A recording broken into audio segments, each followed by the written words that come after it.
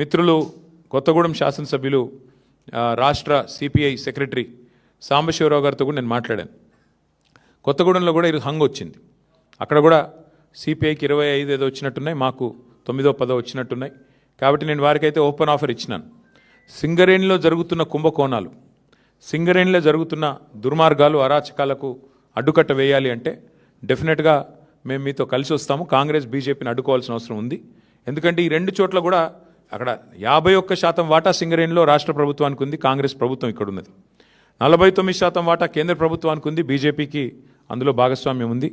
ఇన్ని అక్రమాలు జరుగుతున్నాయని చెప్పి మేము గొంతెత్తి ధర్నాలు చేసి క్షేత్రంలో ఘోషించి ప్రెస్ మీట్లు పెట్టి గవర్నర్ని కలిసి ఇంత హంగామా చేస్తే మరి ఇంతవరకు అటు కాంగ్రెస్ చప్పుడు చేయదు, ఇటు బీజేపీ చప్పుడు చేయదు.